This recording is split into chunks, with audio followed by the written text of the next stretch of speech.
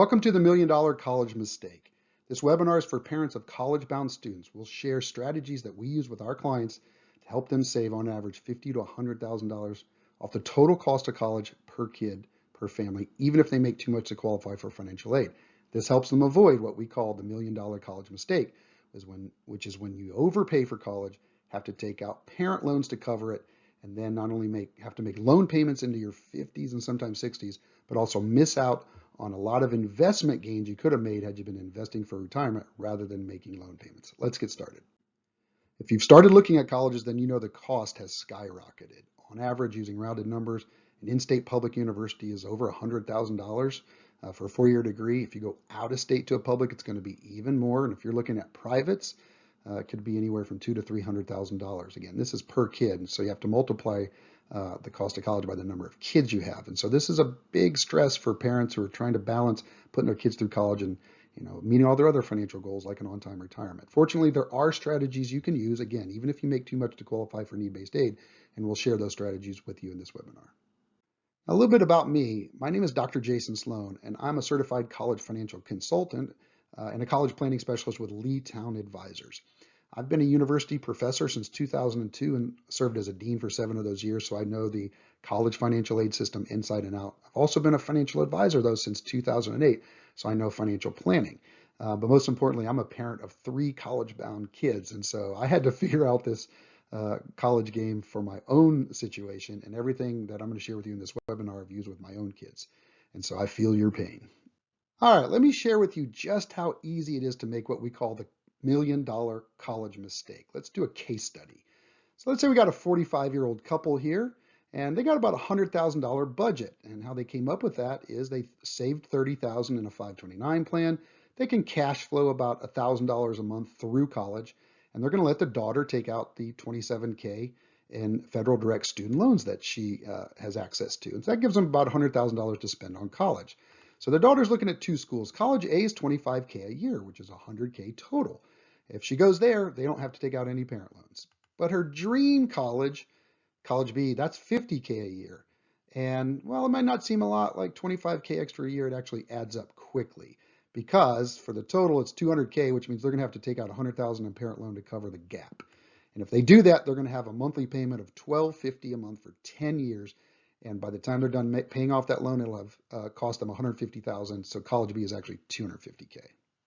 Now, what would have happened if she had gone to College A? Well, instead of making loan payments, they could have invested $1,250 a month for 10 years in tax optimized ways. Remember, loan payments are made with after-tax dollars. Retirement contributions can be tax optimized.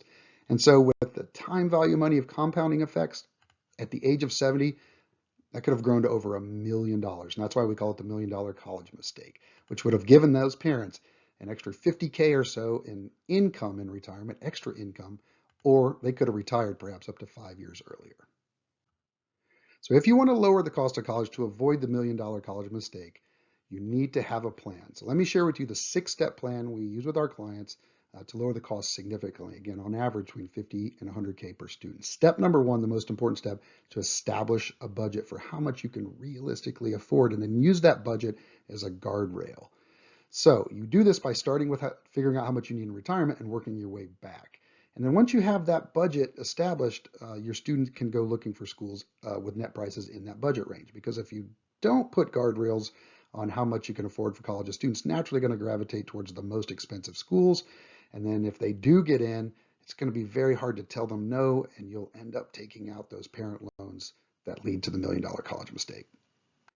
The next step is to optimize what's called the Student Aid Index. And this is the number that the colleges use to determine how much financial aid to give you. In other words, how much to charge you. And the Student Aid Index number is derived from the income and the assets you declare on the FAFSA form, which is submitted in the fall of the senior year of high school. As well as a CSS profile form if you go to private schools that require that form. And so they're going to draw your income from your tax returns from the prior year, and then your assets from the day of filing. And so it's really important that you get your income and assets positioned optimally from a financial aid perspective before you submit the financial aid forms. Because if you can figure out ways to lower your SAI, you're going to qualify for more financial aid potentially and therefore pay a lower net price. This is especially important for business owners and single parents or in a divorced co-parenting situation. There's a lot you can do there to lower the SAI to try to qualify for more aid. Now, once you've established the budget and you've optimized your student aid index, now you can start looking for colleges by their net price, which is after financial aid is applied to the sticker price, and look for colleges that are in your budget. There are over 3,000 colleges in the United States, so you want to cast a wide net, again, looking for schools that are going to give you a good deal after financial aid is applied. So you want to understand how every school does pricing. Some schools have a low sticker price but don't give out any aid. Other schools have a high sticker price, high financial aid model, so they might have a sticker price of $70,000 but give you $40,000 in financial aid. So the net price is $30,000. The point is you want to find 6 to 10 schools that have a net price to your family that is in your budget. And every college charges every family a different price. The key is to know what they're going to charge you after financial aid is applied. And again, finding schools with a net price to your family in your budget. The next step is to go looking for scholarships. These are the best form of financial aid. It is gift money. It doesn't have to be paid back, so it lowers the cost of college, unlike loans, which increases the cost of college. But not all scholarships are made equal. You want to find ones that are large in size, renewable for all 4 years, and ideally awarded automatically based on your students' grades and test scores. And those kinds of scholarships tend to come from institutions themselves, the colleges and universities. In contrast, private scholarships can help, but they tend to be smaller in size, one time only, and they're competitive. So you can apply, but you won't know if you're getting them or not, which makes it difficult to budget. So the first 4 steps cover things you need to do before college to lower the cost.